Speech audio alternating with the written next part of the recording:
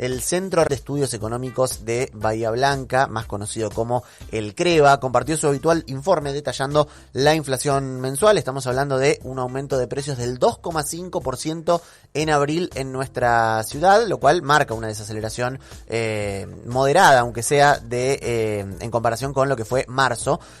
Una variación interanual que está en 48 puntos porcentuales y un acumulado anual que ascendió a un 10,4%. Queremos meternos un poco más en detalle cómo se ha compuesto esta suba de precios, cuál es la participación de, por ejemplo, alimentos y bebidas, que es algo donde uno siempre hace énfasis. Para hablar de todo esto y de algunas cositas más también, otros informes que fue sacando el CREBA en los últimos días, estamos en comunicación con Franco Stenbauer, es economista y además asistente de investigación del CREBA y ha tenido la amabilidad de atendernos. Franco, muy buenos días. Acá Tomás y Mauro te saludamos en Radio Urbana. ¿Cómo estás?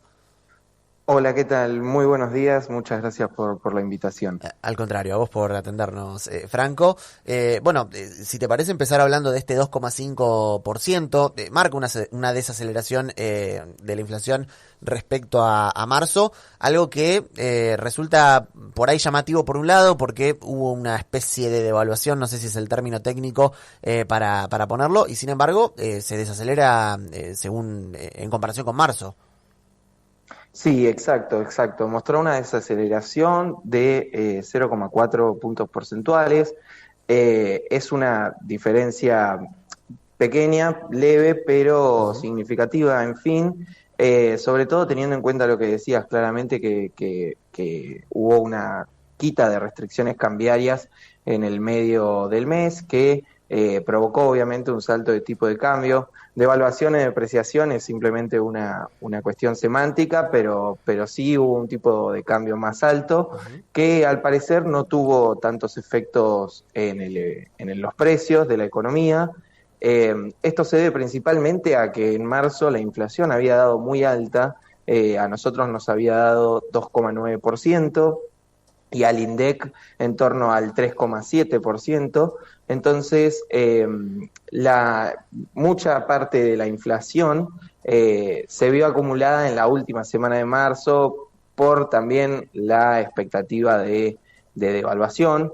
Ya en la última semana de marzo se veía este efecto de incertidumbre por el nuevo acuerdo con el Fondo Monetario Internacional y con la subida de los tipos de cambio financieros. Entonces, básicamente lo que observamos es eso, que en la última semana de marzo la inflación fue muy alta.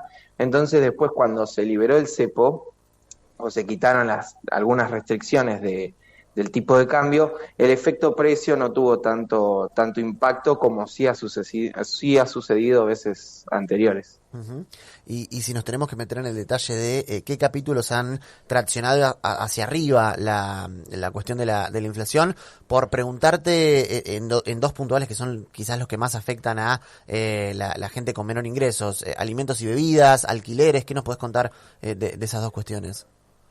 Bien, en cuanto la categoría que más subió este mes fue educación, Uh-huh. que fue también la categoría que más aumentó en el mes pasado.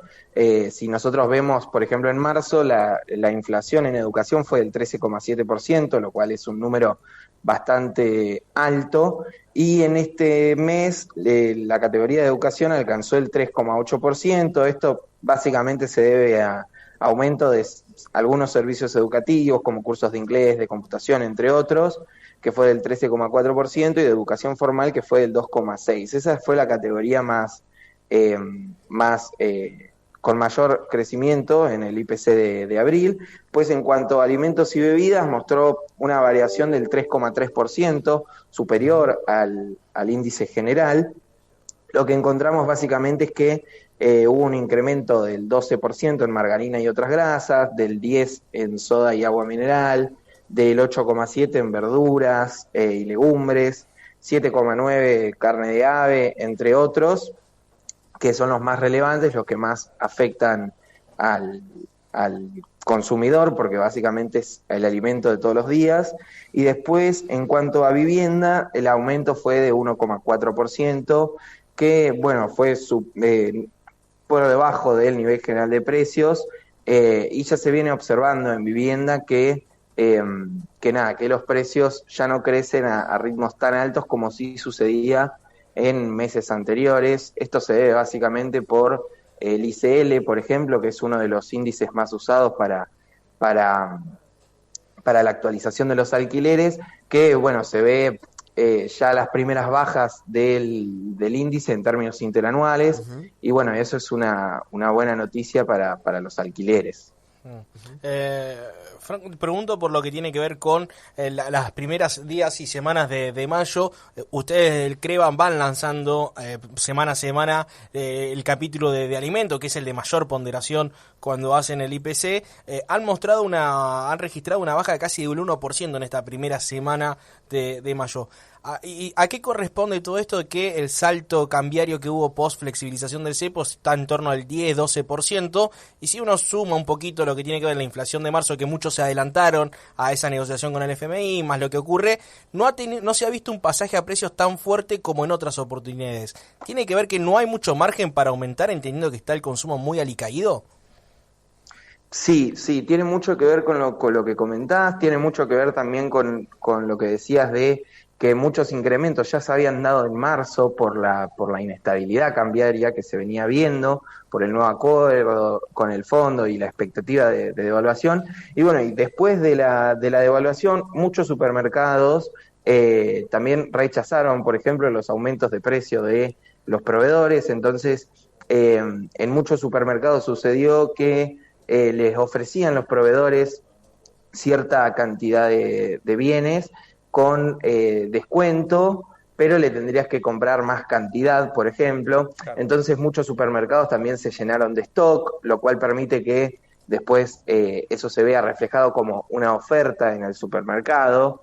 Entonces eso vendría a ser lo que podría estar pasando con el tema de la inflación de precios de alta frecuencia, que bueno, como vos decías, esta semana el capítulo de alimentos y bebidas registró una variación negativa del 1,1%, aunque bueno, el acumulado respecto de la primera semana de abril sí alcanza el 0,2% en cuanto a destacados, alimentos semipreparados, condimentos e infusiones. Pero básicamente es lo que decía, muchos supermercados se encontraron con este mayor stock de bienes, entonces eso permite que haya más ofertas y por eso también han bajado los precios, sobre todo después de la salida del cepo en las próximas semanas. Sí. Te hago una pregunta siguiendo casi en línea, pero de otro tema. Hicieron un interesante informe respecto a lo que tiene que ver con precios, consumo de carne vacuna. Acá hay la lógica de la pregunta era más o menos, hubo un aumento de precio, ahora está bajándose un poco porque el consumo no ayuda. Lo que está pasando con la carne es que estamos en mínimos de consumo, hubo un pequeño repunte por lo que vemos acá en el informe, vuelve a bajar en el mes de marzo y abril, quizá la coyuntura de Bahía Blanca y la inundación puede repercutir, entiendo yo, pero sacando esa excepcionalidad, el precio de la carne en los últimos meses de 2024 y principio de 2025 viene muy arriba y el consumo, no hay lugar para el consumo, ahí se rompe esa lógica de la que veníamos recién. ¿Qué análisis pueden hacernos de este interesante informe? Exacto, sí, en los últimos días, bueno, con este informe, básicamente lo que publicamos, lo que encontramos, es que sí, el consumo per cápita de la nación, de Argentina, viene en caída ya desde los últimos 30 años. Encontramos claramente que hay una variación punta a punta de consumir aproximadamente 72 kilos a consumir cercano a 50 kilos en 2025. O sea, en los últimos 30 años, básicamente 20 kilos menos es lo que se consume de carne. Esto puede tener varias explicaciones. La primera, obvia y la más lógica, es la cantidad de crisis económicas sucesivas que ha tenido la Argentina, que, bueno, cuando suben los precios de la carne, mucha gente deja de consumir esa carne y después se acostumbra y tiene menos consumo. Entonces eso puede explicar en una parte la caída, la otra parte también puede ser un efecto cultural, con mayor cantidad de personas que hoy en día son vegetarianas o veganas, que no consumen carne. Y bueno, eso es lo que pasa con el consumo. En los últimos meses sí se ha visto una caída de vuelta en el consumo. El punto mínimo de la serie se encontraba en el primer trimestre de 2024. Sí. Esto tiene que ver más que nada con la devaluación de diciembre. Entonces, el consumo se recuperó durante el año, pero cuando arrancó 2025, el problema fue que arrancaron a subir los precios. ¿Por qué arrancaron a subir los precios? Básicamente porque el stock de ganado que se presentó en 2025 es mucho más bajo que el que se encontraba en la misma época en 2024. Entonces eso implica que a igual demanda y mayor consumo en los últimos meses, sobre todo noviembre y diciembre de 2024, eso generó un incremento fuerte en los precios que después tuvo su consecuencia de que la gente deje de consumir carne. Si nosotros vemos, por ejemplo, en lo que fue los últimos 4 meses, la inflación acumulada de la carne es del 26,7%, es decir, que contra el acumulado anual de 10,4% del IPC, sí, está muy por encima y se encuentra alrededor de 16,3 puntos porcentuales por encima de la variación de precios. Uh-huh. Franco, muchísimas gracias por este tiempo que te has tomado para hablar con nosotros. No, por favor, muchas gracias a ustedes. Que tengan buen día. Hablamos con Franco Steinbauer, economista y asistente de investigación del CREVA, el Centro Regional de Estudios Económicos de Bahía Blanca, desglosando un poco, entre otras cuestiones, pero particularmente este número de la inflación en abril en nuestra ciudad, 2,5%.